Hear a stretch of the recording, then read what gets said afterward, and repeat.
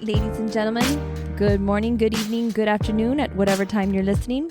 We are here with Ryan, Joelle, the great Mimi Pacheco. I wasn't sure if you were going to give yourself the same. Mike refers to me every episode, so I'm just trying to reiterate everything Mike says.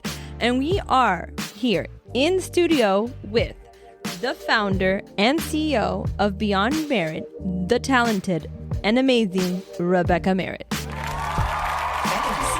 I want to be introduced like that all the time. You could take Mimi around with you. She could help you with I have an interviewer alter ego. So yeah, I'm the girl from April O'Neil from the Ninja Turtles, basically. Yeah. So like an on-the-field reporter kind of thing. I love it. I have a little blazer inside the office that immediately I put on, and it's like all of a sudden I take out that voice. I feel like when I'm having a bad day, I need you to just go walk into her and be like, great. Don't worry. I'll walk the New York City market with you anytime you need. Amazing. 7 a.m. Yeah. Rebecca, welcome. Welcome to the podcast. Rebecca and Ryan were both at the New York Botanical Gardens dinner, the Orchid Dinner. Within 30 seconds of meeting Rebecca, she was already volunteering her husband to pick up flowers from the flower market for us. She is my type of person, so yeah. I asked her one question. She's like, "What do you need? I got you." And like instantly, that was it. It's been nice to talk to you ever since. Yeah, for sure. That was such a funny moment because we worked together actually back in, I want to say 2016. I ordered, I don't know how many orchids from Jet Fresh for my first event back in New York City at the Rainbow Room. So when you're like, "Oh, I'm with Jet Fresh," I'm like, I remember you guys. That's perfect. Yeah.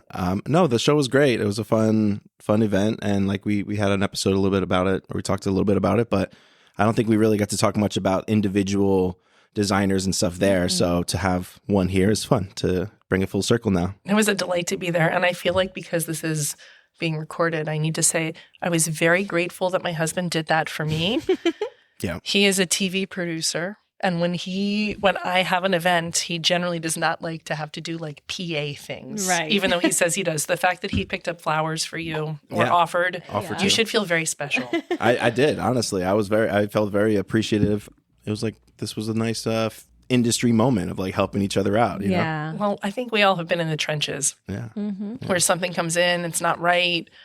It's not as big as you expected. You're missing part of your order. And I feel like we've all been in that special kind of hell. So when that happens, you're like, what can we do? We've all experienced that elevator situation. So now we have a special kismet kind of relationship. Yeah. So Rebecca, you have something unique because Ryan started in New York and then came to Miami. And now you started in Miami and went to New York, correct? Yes. So when you did your piece, how was your inspiration? What did it look like? Give us a little, like, if you could, a summary of your piece. So the thing that I loved about that dinner, so one of the people on my team, like the woman who runs my floral production, Barbara, actually teaches at the garden. Ooh. So she was invited to do a table, and she called with some kind of malarkey question, like randomly, what size center, what do I need for this table? I'm like, you know the answer to this, what's going on? So I jokingly I love those calls. Well, the thing is, I'm like, there's some underlying thing here. What's up? So she got me invited, which was really a delight because ever since I was a kid in Miami Beach, I loved Eloise, loved. So I always wanted to do something in that ballroom. And I think the best thing about that dinner is that as designers, we're always serving clients. And I have many clients who, thank God, trust me to do, like, when I tell them something, they're like, just do it, it'll be fine. But not all of them are that way. Nope.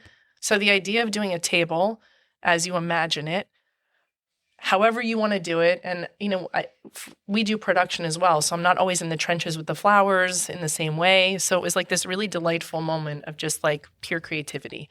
And so my table had a centerpiece that the base of it was almost like a floating skyline that had like these very mod cutouts that we illuminated, like these 3-dimensional buildings that were all staggered, and they were illuminated from within. And I just was imagining when I first moved to New York, which was, I'm not going to date myself. No need, my friend. I don't want to go back to the Paleolithic era, but when I first moved there, I just remembered like these nights, I feel this way about Miami too. Like there's just this sense of magic in the air of like this glow and this promise of an evening. And I just wanted my piece to be reflective of that. So I wanted it to be very golden and warm and also have like a little slickness to it. So I was so grateful because both Party Rental and Luxe Event Rentals sponsored tabletop and chairs. The chairs were this like almost like mirrored-y chrome, wet pavement looking. Yeah, I loved it. Thanks. It was really fun. And I think one of the best things about what we do is that you get to imagine something in your mind and you get to build it. And I don't always have the experience of getting, like a lot of times I pitch a client something as I imagine it, and then they have a tweak. We want a yellow flower instead, or can you? This was like a good like itch to scratch because I imagined that thing in my mind. And the funny thing is my son actually is in engineering school and he catted it for me. Yeah. So I had the fun moment of like getting to watch my kid put together my piece. Oh, how awesome like, is that? Yeah. like I'm like, turn it around. Let me see it from this angle. You know, he was in Texas doing that. So I was happy with it. I feel like it just had this, I don't know, kind of magical city glow to it. All the designers sit at random tables, and I was assigned to sit at her table, so I got to see the final piece like in its glory with the food, with the whole night, with everything all together, and it exactly what you did. It worked with that perfect, felt like the skyline, but it's also cool to see it up close because you really see the details of how intricate it was, like piece by piece put together, and there's laser cut out shapes out of each individual box. Kind of almost looked like floating lanterns in a way too, but it was great. Yeah, so, it was fun to see. I met Rebecca this weekend because Rebecca's doing an event here in Miami and she's in the rental room. And so immediately I went back and I looked in the New York Botanical Gardens, like all the videos and pictures. I'm like, oh, that's it. Yeah. And I loved it because I had liked that one already. Thank you. So it was funny. But I remember telling you, Ryan, that I recently been watching, I watch cartoons with my son. Mind you, he's going to be 16.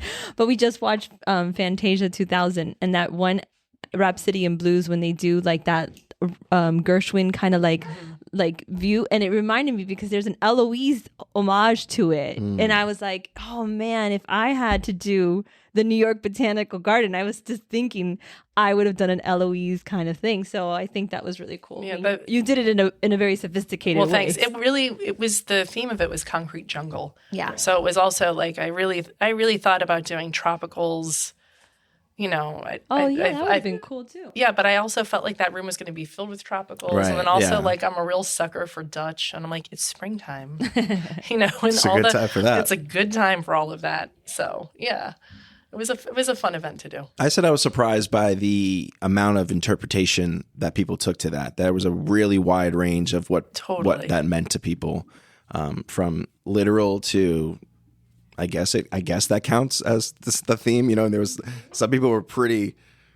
If they explained it to you, maybe it made sense, but like just by looking at it, it was a little. Some of it was. I think the challenge with something like that is how do you do it so it reads as the theme but isn't too on the nose, right? And so the funny thing is that the guys who fabricate for me, my fabricators, I love them, but every once in a while they're like, so I think we should outline the entire Chrysler building, right? And I was which I almost went down that road, you know, and these guys are sign makers. They build walls. They do like really big installations. And I kind of every once in a while, like they'll come to the table with something creatively and I'm like, I don't think we can do that. Like I showed my husband a mock-up and he's like, I also think for you guys, the artists that are doing this, there's so much pressure because you're surrounded by other artists. So you're like, where's everybody else going to take it? I don't want to copy anybody. I don't want to look like, you know, cliche. So there's a lot of pressure on this. Like, and I mean, I've been there with Carlos, and I know that Ryan was there, and you could just feel like that energy, you know, that special designer energy. I flipped. Like I got there and we load in, and my thing is like with our business, we're not curing cancer, right? Right. Like we're making beautiful things usually for totally happy occasions or brands or, you know, so I look at florals through a production lens in a way of like, okay, I know I have to load in with whatever, 35 different designers. I only have a limited amount of time. I have to do social media here, which means I have to like not look like a hag. So I have to build in time for like a blowout, whatever. So when in my mind, I'm like, okay, I have this piece. And actually when we got there, I felt like it wasn't tall enough. So at the last minute, like the night before, because we had actually had a discussion with the fabricators about what height it should be. And I should have left it the way I wanted it, but they talked me out of it. And then I'm like, oh man, if you're sitting at the table, this needs to be higher. So in the morning of, we're running around for apple boxes and all that stuff. But so I thought I had a pretty substantial piece, right? Like it wasn't small. No. And then I'm working on it, and the table next to me, she must have had $8,000 in orchids. Yeah. I mean, she had so much stuff. She had a tree, and then there were two pieces that came in, that giant, like, metal torch-looking thing came in. Yeah, I saw that. And the water tower. The water tower was crazy. Oh, my God. And I had this moment like, oh, my God. Like, maybe we're rinky-dink. But then at the end, I was happy. So it was, What did you do with the piece at the end? Oh, it's sitting in our studio. Sitting in the studio? Mm-hmm. It's got to turn into a chandelier or something. I don't know. It's there. And it because of the detail, like the concept initially, the fabricator was like, oh, it's going to be this amount. But then, of course, I couldn't leave it alone. So all of the mod cutouts, it became an expensive piece. Yeah. And everyone's like, we're going to rent it again. I'm like, to who? Like, Maybe if you do like a Great Gatsby theme, something. You Maybe. can You tie can it in with repurpose something like it. that. I believe in repurpose. It's very delicate, actually. Oh. Yeah. So, but yes, who knows? It's not, it's a memory. Sell it as an art piece and then It's just, we all like to admire live it. another life. Yeah, we like to admire it in there. Yeah, but it was a fun event. It was a fun. So that's not your normal type of event? We do, it's really nuts. Like I'm so fortunate. One of my largest clients, his name is Jeremy Steindecker. I've worked with him for a really long time. And he represents, he does a lot of sports hospitality, and he also represents celebrity chefs. So with him, I get to really do an amazing wide range of work. So we'll do anything from the Women's Tennis Association's 50th anniversary gala. That's a 400-person gala, and we build a crazy 15 by 15 foot chandelier made out of tennis rackets and Wow. That was fun. and like under the Ziegfeld. I love them in New York, like love, but like under the stairs, an installation for a photo booth specifically for Billie Jean King. Like we'll do that, but then we'll also do like a museum is closed and we're doing a whole like dinner for VIPs of a bank. So it's a pretty wide range of what we do. And I'm in town actually to do the pickleball Grand Slam at the Hard Rock. I love that. I know, it's so funny.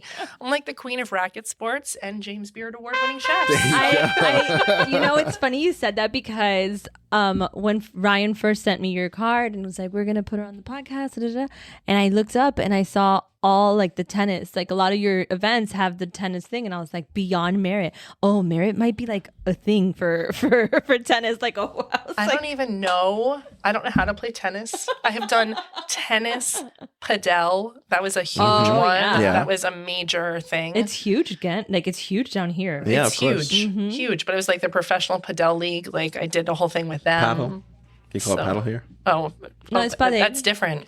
It's Padel. Yeah, it's from Spain. So that's called Padel. Yes. It's a whole different thing. I know. I was confused too because I have friends who play paddle. I play none. Yeah. Yeah, Racquetball. Yeah. None. Have you tried pickleball or any of that? I'm really not a sports person. No, you just somehow fell into the sports. Well, the flower thing is world. Jeremy does so much of that. And so it started with the Women's Tennis Association. Then the Tennis Hall of Fame was at that event and then hired me to do their design for their gala. And I've done that. This is year 3. We're doing it again. Nice. Yeah, it's great. Yeah. But it's the funny thing is like when I first started doing flowers, like my kids were little. I had done big production, but production concerts and stuff for a radio station in New York. And so I did someone's, like one of my first things, I was living in Bethesda, Maryland, and I did a mitzvah where I got trophies from neighbors to spray paint to use as centerpieces and whatever. yeah, and now yeah. we're building like 24-foot walls that hold Wimbledon trophies. Wow. So it's fun. It's really fun. That's an interesting way. A lot of our customers here, you have a nice mix, but it's generally either corporate or wedding. It seems to fall into one or the other for a lot of the designers. Yeah. Is that on purpose or is that just kind of how it works out? I think corporate, I think there are some florists and designers who absolutely love being part of the whole emotional arc of a wedding. And I very much understand that. I think for me, the challenge with being that designer is the education factor with it. You're dealing with people who have never spent this much on flowers. Right. They're at this point all over Pinterest and Instagram. And the budget is not, it's there, but it's not the budget. You know what I mean? Like you have to keep working. That piece for me, there are people on my team who love it. I love the end result of it, and I love being part of those moments for people. But the thing I love about corporate, for me personally, is that I'm dealing with all production people. Yeah. And those are my people. Like, give me a moody guy in steel toe boots and a cherry picker. And I'm like, yes. You know? Give me the mom of a bride who's like, can we light this room turquoise? And you're like, I'm oh. So I think people fall into categories for that. I also think that they're florists. I'm a florist, but I'm also an event producer. So I feel like we straddle a lot of worlds. And for me, the through thread is production. I like how you did that yes and no. Can you think of another thing that gives you that same yes? Of what? Of like in your world that like you prefer to work with a corporate versus the bride. Can you think of another example of a yes and a no? Okay, yeah, floral or lighting. What do you mean? Like a challenge, a floral challenge or a lighting challenge? Which one's easier to put down? I mean, I like them both. And I think it depends also like what the AV budget is, you know? Like that's the thing too, is that I think a lot of times people don't understand that you could spend an infinite amount of money on flowers, but if that room is lit poorly, that's actually what made me go back into production, is that I would show up with flowers that were beautiful, and then they would be like shadows on the table. And I'm like, oh, these guys didn't pin spot anything. So like, makes sense. Yeah. So for me, like a yes or no, I mean, it's hard. I'm trying to think what the no's are. The no's change all the time. I'm sure. I'm really a curmudgeon. So frequently it's like an F no, but then we do it. Okay. Yeah. Okay. I would say we don't like to do the same thing twice. Frequently, our projects have a phase, like there's always the same phases of it. We design it and we're so excited to do it. Sure. Then we get into it and we're like, why the F did we do this? Yeah. And then it goes up and we're like, let's do it again. Yeah. So it just depends. I Yeah. get that. So do you think there's more creativity involved with the corporate side, or is there less creativity involved? Do you have to be more creative in that sense because it's for like a product or a brand? Or do you have more like creativity in a wedding kind of an element? I think it really depends. You know, I think it really, really depends. I will say that most of the time when we do weddings or we do social, it's with people who want something that's unusual. So we've never hung out our shingle to be like, you know, we're a wedding. Like we don't go to wedding shows. The business that we get that's social is people come to us because they want something that's a little bit different. Nice. So I think the thing is with corporate, sometimes the creative in corporate, like we're also not doing corporate meetings. You know, we do galas, dinners, things that are meant for like so many times we've done like the global boards of banks where you have to take a brand and make something really special for these people who see everything, right? Like they eat in all the best places. They drink all the best scotch. Like frequently there's some guy standing in a corner at an event. I'm like, you're not eating? He's like, I'm actually security because he's there with like the head of whoever.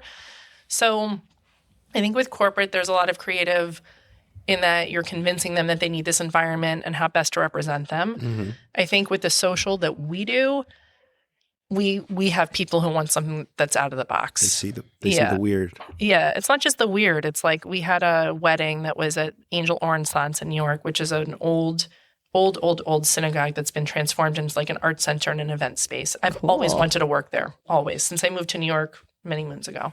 So that wedding, the grooms, so I actually worked on a TV show right before the pandemic. I was the ghost designer for Dragnificent, for drag queens from RuPaul's Drag Race. We're redoing people's events. Cool. And I was the person I was BB's girl, Rebecca, who came in and did the event design. Okay. So that's fun. It was totally fun. So my boss on that show, the showrunner, Mike Kelton, was getting married. And initially he sent me like what he thought he wanted. And I said to him, let's go to the flower market. And he wanted something that was like very gardeny, and he's getting married in this space.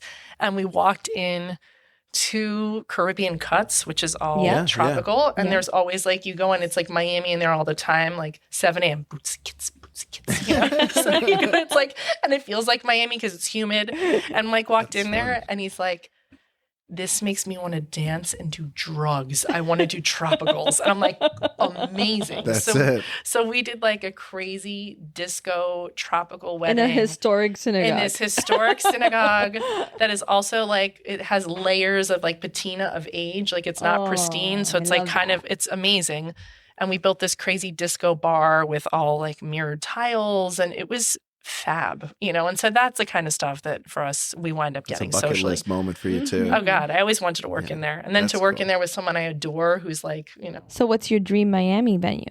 Oh God, I think I may have gotten one of them this week, thanks to Jet Fresh. What? So yeah, one of my clients does a big hospitality suite at Untitled, and he worked with someone locally, and I was always like, you know, I grew up there, and 12th Street Beach is where I went. And I should be doing that event. But you can't snake an event from a designer who's been on the job for a long time. Okay. And she did something that wasn't great. And he was telling me about it at a site inspection at the Hamptons.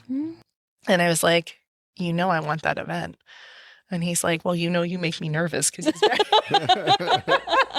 you know what? That's the key. Make him nervous. He's just so organized. I mean, we've worked together for a decade and a half at this point.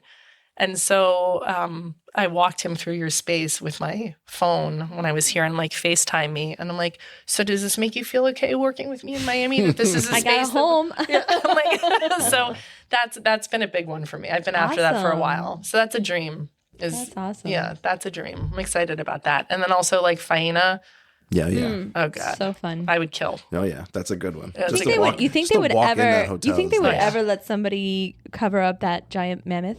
Oh God. Ooh. Why would you want to? No, but I mean with like flowers. Not with like flowers. Like, just add flowers around it. Like Yeah. surround him with flowers. Or like have the flowers going like like coming out like a pathway or something. Oh my God, I see it like climbing up the sides. Yeah, like some deep red roses. No. Let's do that, Jet Fresh. You call me when you get that one. I will. Faena art show. Let's do it there. Faena. We're planning. We want to surround that Damien Hirst. I don't know if they're listening. So, was the TV show? Did it go out? Did it? TV show? This was such a heartbreak because it aired 2 weeks into lockdown. So that show was a dream.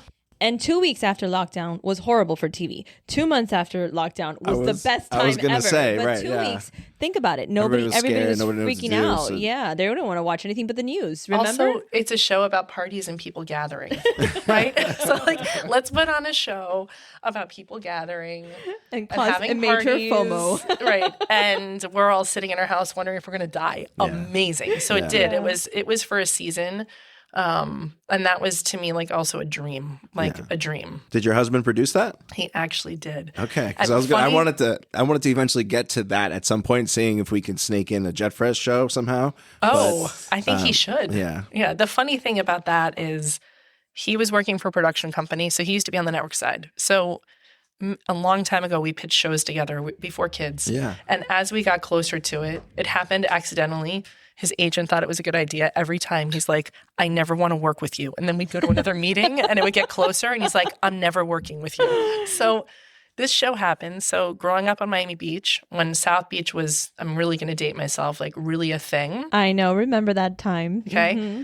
I knew every drag queen on Miami Beach. Every single one. I was at the tea dances. So when he came up with this show. Do you remember any of the names? Oh, my favorite, Kitty Meow. Kitty Meow. Oh, I mean, come on. Names. What was Jimmy's drag name? Do you remember? I don't remember. He had a drag name too. Placidia Antoinette Kibble, another fave. You don't forget those names. From the Kibble family. Okay. So when this happened, I said to him, like, Andy, you know you need a production designer and a florist on the show. You're doing weddings. And he's like, I'm never working with you. So the pilot happens. I hear the budget. The budget is literally for ceremony and reception, $1,200. Oof. And I look at him and I'm like, here's the thing I know about drag queens. Yes, BB can do flowers. BB's going to be in girl and in drag. She's not hauling buckets. You need me. And he's like, well, here's the deal. I actually do. Your skills are valid. I'm going to introduce you to the showrunner. Mm-hmm. I'm going to tell them I don't care if I work with you. I don't want them to use you because of me. Meet them and see if you hit it off. So it was a horrible thing for him because what was supposed to be a 30-minute meeting led to a 3-hour meeting, and I was in. And so I didn't really deal with him at all because he was executive producing it. Sure. But it was an amazing experience. And I loved also being on a TV set. I love being part of a crew. Like, I love it. So you do it again? Oh, God, yeah. Okay.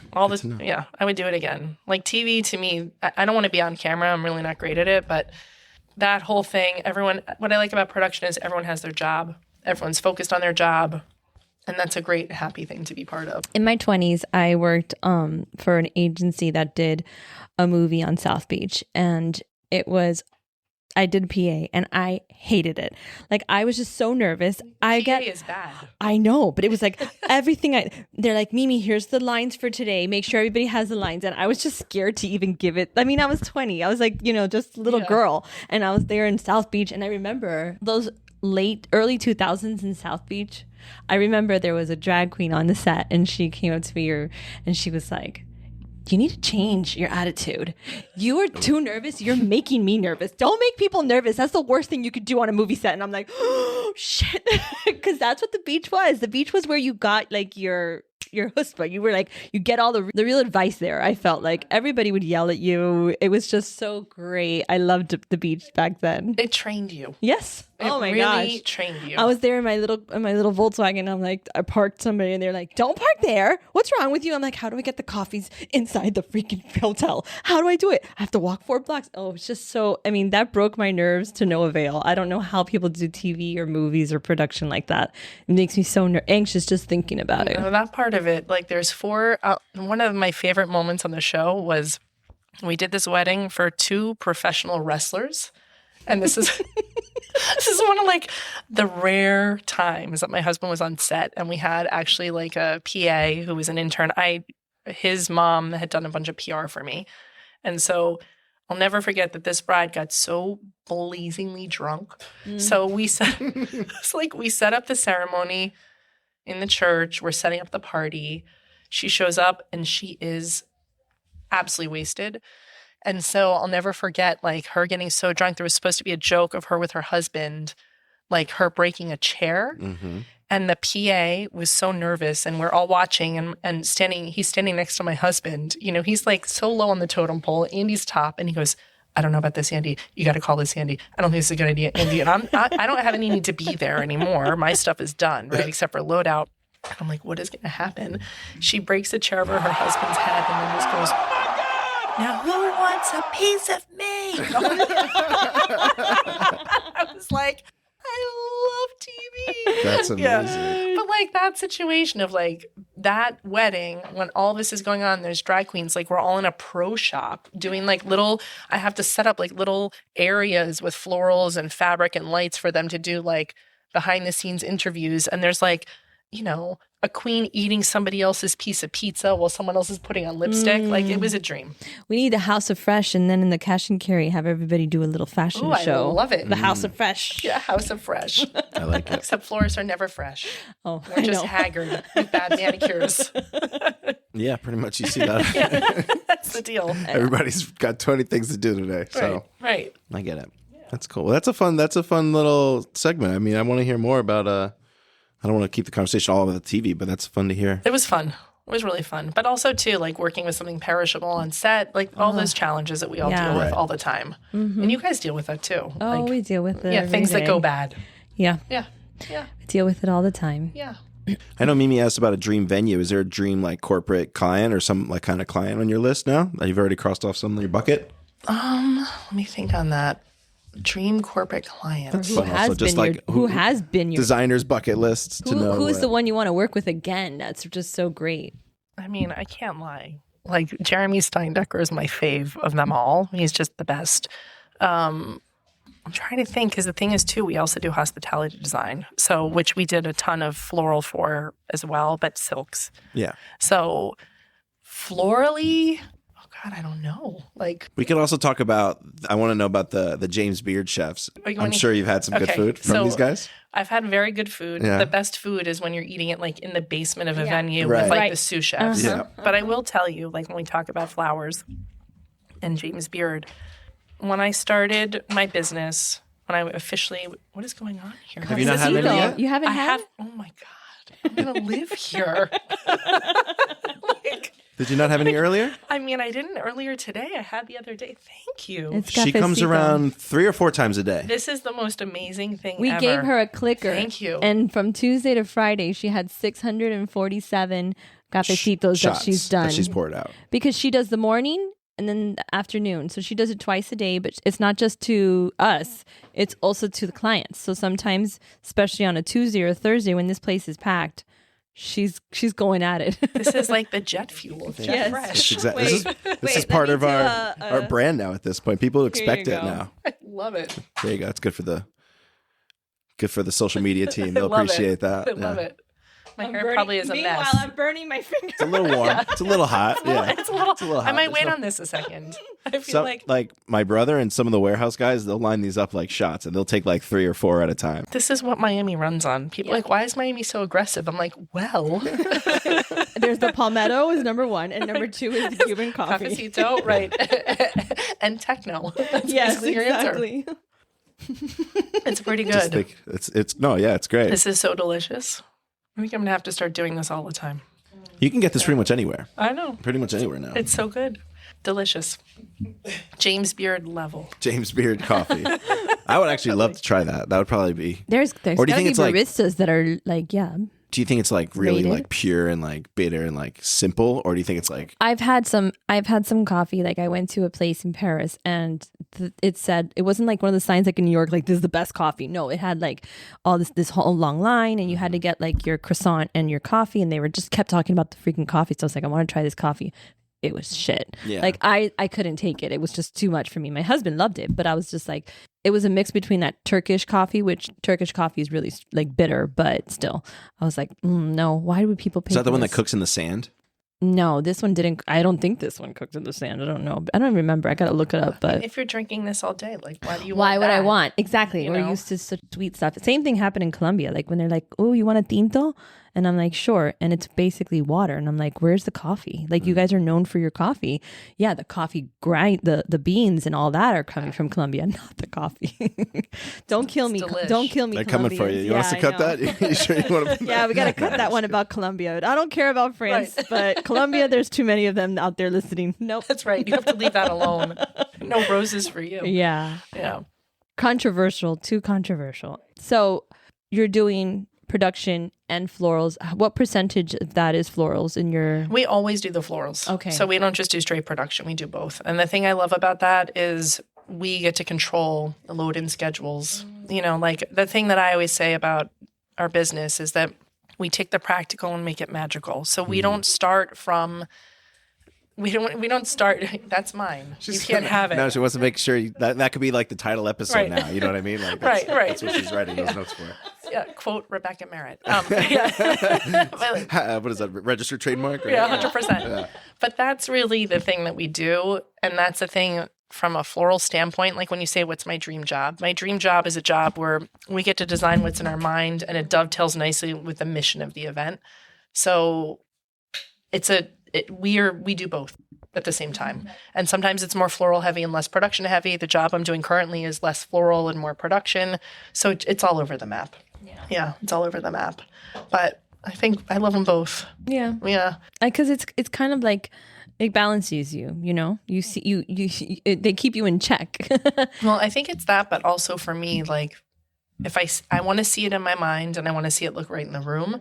And I find that this allows us to do that, you know, to have like a singular point of, you know, I don't want to walk into some other designer's vision and plop down flowers. It just doesn't feel great. But you have to have the head up of, because you're so right about lighting. This weekend, somebody sent me pictures of they came in and were looking for a certain type of flower, and they were telling me, and this is going to be in a dark room and this and that, and I'm going, geez, like then you're picking the wrong flowers. Mm-hmm. Because then you have to look for texture. You have to like make it so that, and it's funny because the whole time they're sending me pictures and it's night and day. Oh God. You need to have a spotlight. You can't put candles there. You need to. Oh yeah, that's my nightmare. That's the one you showed me earlier. Yeah. Yeah. It's a nightmare. The first picture, you literally can't see anything. You just see a mound because the darkness of the flowers is too dark with the dark of the background. And they were like, "Yeah, we want black roses." And I said, "Well, then you came to the right place because we got them." Yeah. But don't use black roses here in a dark room. So I had suggested the red.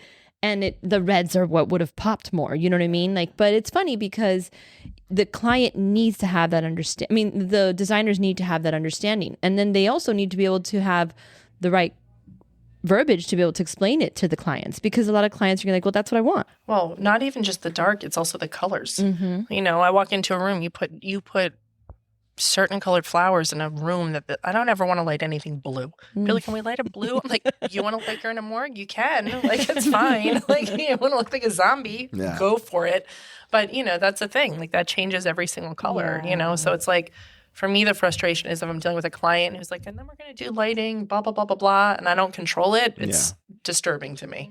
Yeah. Yeah. Speaking on frustrations, what would be like what you would, if this was like flower therapy for you, what would be like your first complaint in your world? My first complaint? Like, what are your struggles? She's so what are your positive, troubles? she doesn't get it. I'm so not positive. It's because I had a cafecito. That's what Now happened. you're just wired. Yeah. Now I'm like, ooh. No, like, what are your great. struggles? What are your troubles? I think the biggest struggle for me is last minute changes. That drives me bananas. Scope creep drives me bananas. Not What do getting. you mean scope creep? Like, you start with one thing, you agree to what it is, and next thing you know, it's more and more and more. And the problem is when you're so busy, if you don't, like, my challenge always is the paperwork. Like, I think every creative feels this way, right? Like, the paperwork is horrific. Yeah. Having to keep track of that is horrific. You send out what you're doing with an estimate. And when it changes, if you don't get your sign-offs, you can't go back to them and say, well, now it's 30% more because it's a rush, right? So my frustration is a lot of chefs in the kitchen, a lot of people who are weighing in. I hate it if it's people I haven't met. Like, that's a whole thing because then I can't, like, read what their story is. So I'd say that is my largest frustration. And my other big frustration is everybody thinks they're a florist. Everybody thinks that because they had their daughter's 5th birthday, that they're a planner, they can make flowers. And there are people who will be like, look, I did the flowers myself. I could go work for you. And I'm like, no, actually you can't. Like, you know, so that I think is a big frustration, is the idea that just because, like, they've seen it. Look, I'm self-taught. I don't take anything away from people who are doing at all. But you have to know the difference between, like, what we do with decades of experience and what you're doing currently. So that's aggravating to me in a client, you know. And it's also aggravating when clients want something that is just impossible to do, especially in the corporate end. You know, we had to build once, I won't say the bank. We had to build a bank logo out of roses that this was 5 days before the event. So I'm literally taking my mom to go get back surgery. I'm in a cab in New York City, and I get a phone call that I cannot put it on a clear pedestal. It can't be on a table. It has to be seen. It has to look like it's floating. Oh. This thing was 5 feet long and 3 feet tall with like 400 or 500 roses in it. And now I'm like looking for a welder. Like, stuff like that drives me nuts, you know, when there's no appreciable difference between it being on a welded stand or like a plexi. No one's going to know the difference. So, and it always happens 5 days before. It's of never course. like 2 months before, never. No. But those are the things that give you that leg up. Like, that's why people trust you, because you were able to do those things. You make the practical magical. Yes. And also, you know, TM, trademark. Yeah, exactly. Rebecca Merritt. Yeah. But that I think is like the things that are the difficult things are people changing their minds, finding out. I like to call people shadow clients. Like, everybody has signed off, and then all of a sudden someone's like, well, we actually want the flowers to be green and white. And then in my mind, I'm like, who that is this person now? Like, that drives me nuts, you know? So getting around that and figuring out like who the stakeholders are and the decision makers, and that's a large frustration for me. What's your team look like? How many people you have? Depends on the event. Because you said as a creative, you don't want to do any of the paperwork. Do you have somebody doing that for you, or do you just kind of push through it? I just hired a CFO. Okay. It's a blessing and a curse. Yep. I adore him. He has set me straight on a lot of things. But give a creative a budget, and it's not even that. It's more like the way I think about things is so different than the way somebody who's a businessman thinks about things. Sure. You know, like I had to send out a proposal today to redo a company's, like, a lot of their galas, and they're in the financial space. And what I wrote was like a novella. And he's like, no, you just need to send a term sheet. Like, that stuff I don't understand. I have a person who runs floral production for me, Barbara. I have a fine artist, Melissa, who I love, but you can't ever trust her like with a knife. Like she's in a bad mood and you got to stay away from her, but she's really talented. We have a couple people like that. Totally. That's funny. And then I have one of my favorites is Irina, who does a lot of our large arrangements. And her thing is she likes to go and steal all of the good flowers from the other, because she does a lot of the big bar pieces. So her favorite thing is to like hoard, where I have to walk around and be like, sister. Like spread the love. Right. So that's like core team. And then I have some people like Lucy and Maddie who are like big time production assistants and coordinators who deal with making sure the rentals are showing up on time. And, so we have a tight nuclear team and then we do a lot of freelancers. So I'm thinking, did I leave anybody out? Because they'll be mad. Yeah, no. Yeah. Include them all. And you're strictly East Coast or you travel everywhere? We travel. Yeah. Yeah, we do. We travel. So, which I like. Do you do the Australian Open? I mean, I could. That'd be cool. Yeah, that'd be fun. Is that the biggest tennis, or is it Wimbledon? I don't know anything about the tennis. They're like the Racquet Queen doesn't want to do that. They're like, we're at Indian Wells. I'm like, I don't know where that is. Right. Like, what are you telling me? I've also done cricket. That's also a funny one. Cool. I wasn't Nice on. one. Yeah. It's ridiculous. I don't know how football works, let alone the rest of it. Whatever was happening this weekend with the horses, it was not a polo exhibit. It was like it was something happening this weekend with a bunch of horses. And I had a friend that was going and I saw a bunch of stuff and there was people doing flowers for it too. But I was like, sometimes there's so many sports that you have no idea. Like they didn't know that they even exist, but they're out there and they're big. ESPN, like they made fun of it in that movie Dodgeball, like ESPN 8, the Ocho with the weird sports. ESPN 8, the Ocho. If it's almost a sport, That's a real thing now. There's literally a random ESPN channel with the most cornhole. I saw finger skateboarding. Finger Finger skateboarding. skateboarding. What the fudge? Roof ball or something like that, where they throw a ball on the roof and they have to catch it before it hits the floor. Well, Like the championships of roof ball is played in somebody's front house. Well, if you play any of those sports and you're having a huge event, now you know that the Racquet Queen will be there. The Racquet Sports Queen who knows nothing about racket sports. But Ryan, I wanted to tell you, when you asked about James Beard, I feel like there's a story I'd like to share about the chefs, and it is floral related. So when I first started doing flowers, like my kids were little, and I was like, I can't go back into full production, and I love flowers. And every time we moved, I moved a lot. Every time we'd move, I would have a wholesaler. I had no business. A wholesaler before I even had a house. Like I knew where Potomac, everybody. So, which drove my husband nuts because he's like, what is going on here? So I decided at some point you have to stop making centerpieces for your dining table and start a business. Mm-hmm. So when I started this business, this is a Miami connection. Somebody I grew up with was living in a nearby neighborhood. She called me up and she's like, I have this friend who's hosting this dinner in his house as a fundraiser for the food for Martha's Table, which is like the food bank. And he's doing his own flowers. And I feel like I saw what he's doing. Can you swing by there and help him? So that is how I met my client, Jeremy. Wow. So the crazy thing about that is there were 29 houses in DC that had celebrity chefs. I'd never heard of this Philadelphia chef. And I walked into Jeremy's house and he showed me what he was doing. And I'm like, this is all, don't do this. Change your table, change your tablecloth, get these chairs. Here's what you should do for flowers. And at the time, my wholesaler, the thing about not being in New York with wholesalers is that even here, you guys are so friendly and have so much more time. And so my Tennessee wholesaler and my wholesaler in Bethesda were so generous to me in kind of helping me and different techniques and all kinds of stuff. So I had wanted to use for a long time, I'd wanted to do this long floral runners with using like the Oasis Racquet, like the long rectangles. So I pitched this to Jeremy, like change your tables, do these garlands, blah, blah, blah, blah, blah. This is how you should set the room up. We're going to do candles, a whole different vibe. He's like, great. What do you want to spend? He's like, $300. And he's like, and I want you to make some money and I'll give you $200. And I'm like, here's the deal, Jeremy. You're doing an amazing thing. Let me just do this for $500. I'm going to do it fully at cost for you. Right. And he's like, that's so nice. I'm like, look what you're doing. Like you're paying all this food, bringing in a chef. You're going to raise all this money. So my husband was ready to kill me because I was working out of our basement, but the only place that I could soak the raquette was upstairs on the second floor. So I'm going through the house with little kids with giant soaked 3 feet long things of that crazy Oasis, right? And he's looking at me and he's like, why are you doing this at cost?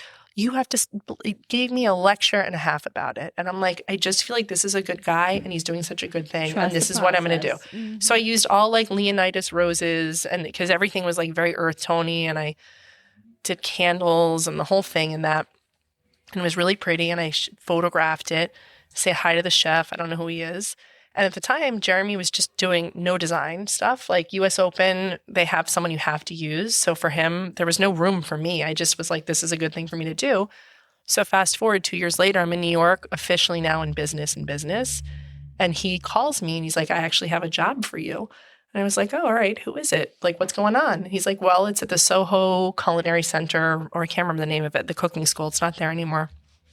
And I just signed, I don't know if you remember the chef that was in my house, but Michael Solomonov won the James Beard Award, and that's who's cooking. And it was this amazing thing where like, I just got to do this thing I wanted to do, which was— had no idea. I had no idea who he was. He wasn't like winning anything then. He was just a Philly chef that because of the style of his food, that's who Jeremy wanted to use. So that piece, I think of like, as you, like with flowers, I just think having wholesalers who are good to you and give you time and are patient, sometimes putting your neck out and maybe not making a little money to do something for someone that you believe in, and kind of having good energy towards it, like it all kind of works out. So I consider myself so lucky that this is who I get to work with quite frequently. And it's because you did that, because you donated your time. That's what put you in that position. Yeah, it just was the right thing to do. Mm-hmm. That's beautiful. For the business. That's a cool story. Yeah. And now I assume you're his go-to for that. Whenever I get to work with him, it's like a kind of like a fun little thrill, you know? Who's it going to be? Well, I mean, also just even the Michael Solomonov thing. Like he walked into that loft in Soho, like that cooking school, and I'm like, look at you, congrats. He's like, look at you in Soho. I'm like, thanks, you know?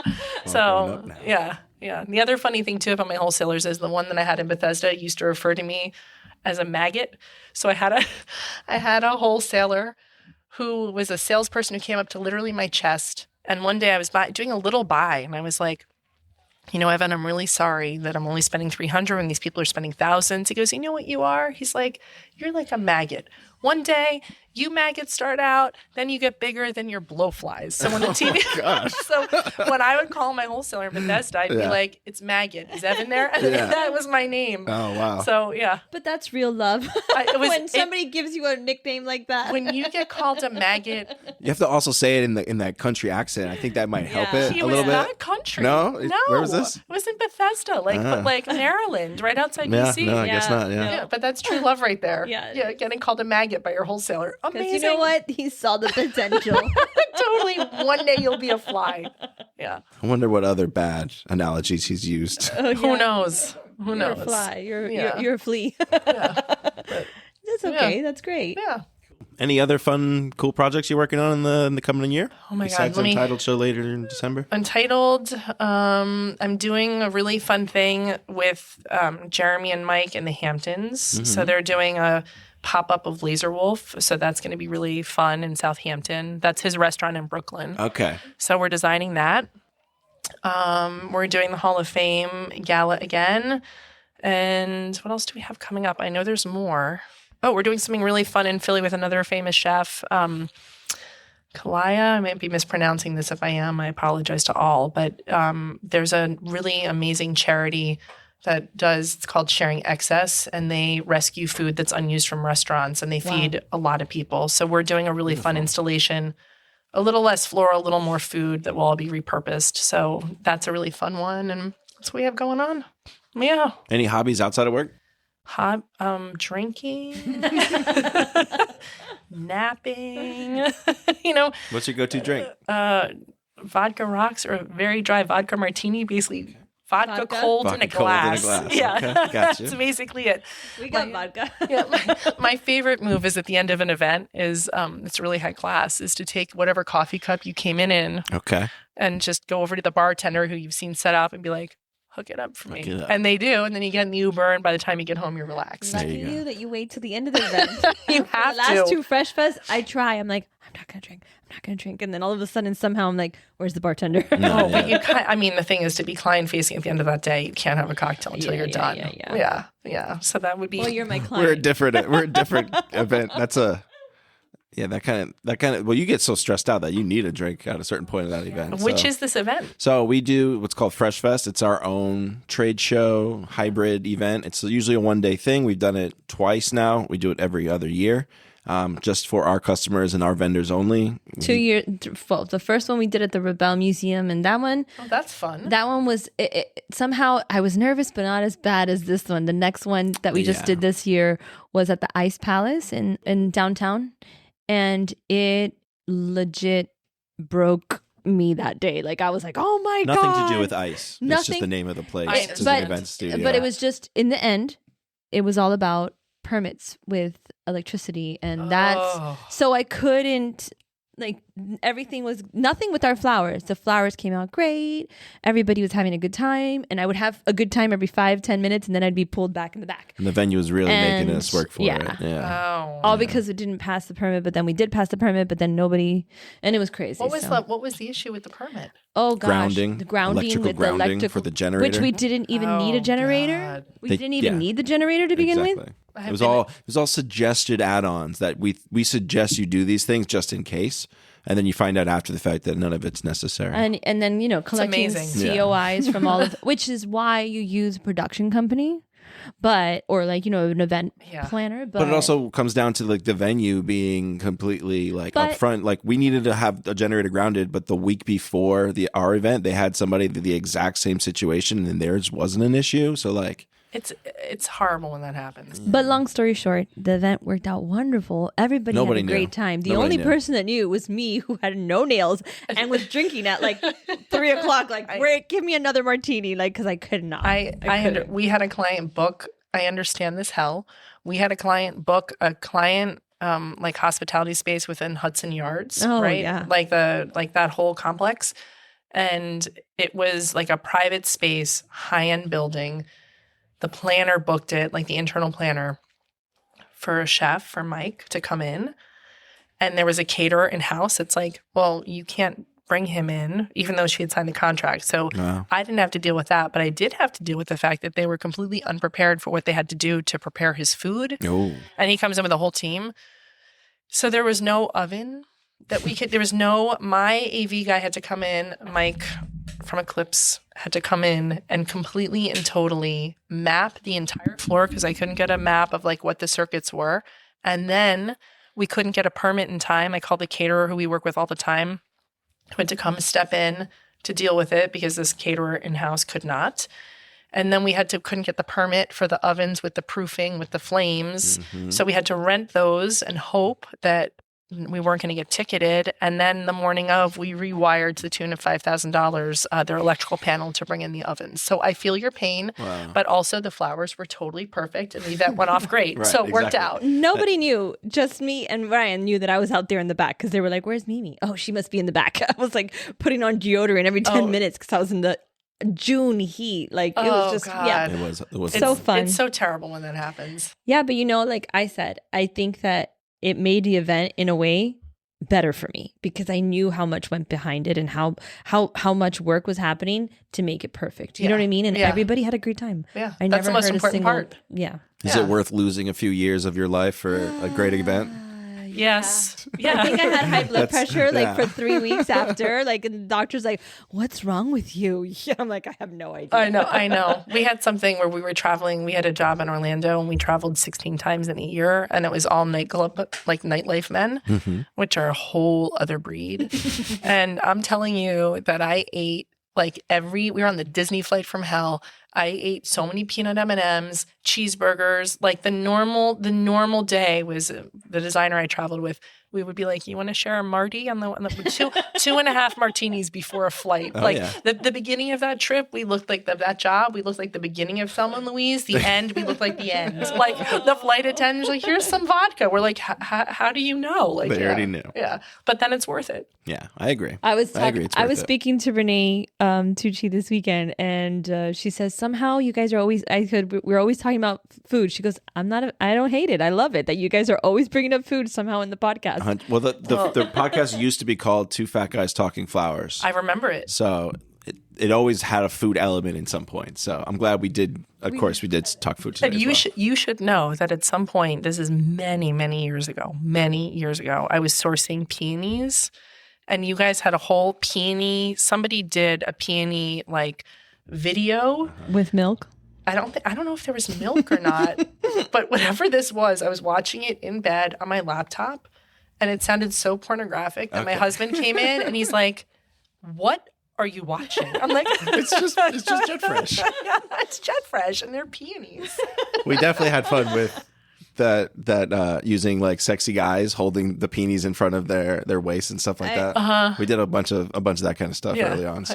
I will say, since I've joined, it's gone a little more PG-13. Like, you know what though? It was also just like I guess I also matured, and the world is different now from where it was then. You know, like even like comedians and writers and stuff. Everybody's you know a little more. Well, everyone's worried they're gonna get in trouble. They're gonna get canceled. Oh, I loved it. So I don't know what that says about me. We still try to push the envelope as best we can, but it's a little more restrained now. Yeah. Well, you know, we'll have to internally. It's all still happening. Yeah, of course. Internally, we're still doing. I know the way this goes. Here, yeah. No, I think it's great. I love the fact that like I don't know. I think it's such a nice little spot. It's very family. Like it feels like everyone's a family. Love everyone's eating lunch. Mm-hmm. Yeah. We're singing Happy Birthday in the middle of your conference. Well, I felt like I should not be in there, like on my computer doing a run of show. No, it's okay. You're good. You're good. We generally end these episodes with a rapid fire kind of questionnaire. Oh God. Okay. Are you ready? I guess. Do we miss anything before we do that? I mean, I could talk for a long time at this point in the day. So. Anything else you want to throw out? I loved working here. I loved meeting you at the plaza. Yeah. Same. And I hope we do a lot of business together. That's what I have to throw out. I appreciate that. Yeah. No, you have your Miami home now, so I love it. Whenever you're ready. Miami is my home. Well, now you have your floral home. I'm 3 generations, baby. I got to be working here. Okay, I just banged the table. Sorry. You're great. Okay. Okay. First question. At the moment, what is your favorite flower? Oh, God. Always a coral charm peony. Always. At what stage, though? Towards the end when it's creamy white or early on? I love it when it's like fully open and that bright coral. Okay. My fave. If you could have a superpower, what would it be? Oh, my God. That's so difficult. Like regarding flowers or life? Anything. Some of these are flower related. Some of these have nothing to do with flowers. Maybe I would like to fly. Okay. Even though I'm so neurotic, who knows? Okay. What is the best sandwich? Oh my God, a meatball sub. That was mine. Yeah. Oh yeah? It's so good. What's the most overrated flower? I feel like everybody goes crazy for fritillaria, and I feel like it's nice, but I don't understand all the hullabaloo. Okay. Just because it smells like pot, so everyone feels like. Oh, I didn't realize that. It smells so. We had to put potent. a sign up in the cash and carry so people didn't think we were all just.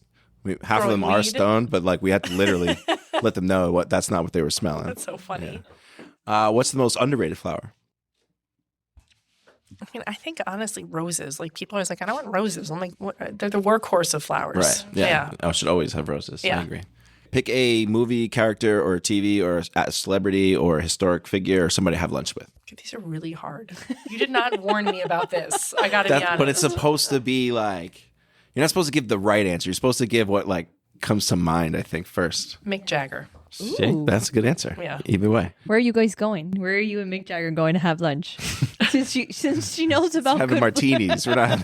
It's a liquid lunch. Oh my God! I think if I could have lunch with Mick Jagger, I would go eat the Black Label Burger because I'm obsessed with Pat LaFrieda. At Minetta Tavern and have a lot of martinis. Ooh, that's in the city? Yeah. Okay, I have to put that on the list. Yeah, it's a good burger. Okay.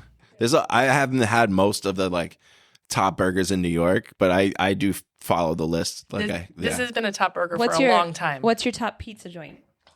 I'm like indiscriminate about pizza. Like I love it all. Yeah. Yeah. I don't like Domino's and Pizza Hut, but the rest of it is like everything else goes. Yeah. Yeah. What kind of flowers do you want at your funeral? Oh, well, the thing is, I'm a Hebe, so I can't have any. Like, it's not part of our tradition. Interesting. Sure. Yeah, unfortunately. Is there any, I'm not aware, is there any, there's no flowers at all, any part of it? No. Okay. Yeah. What I would like is, like, if you ask me, what I want is, and I told my kids this, is that, like, when I kick it, I'm going to knock on wood somewhere.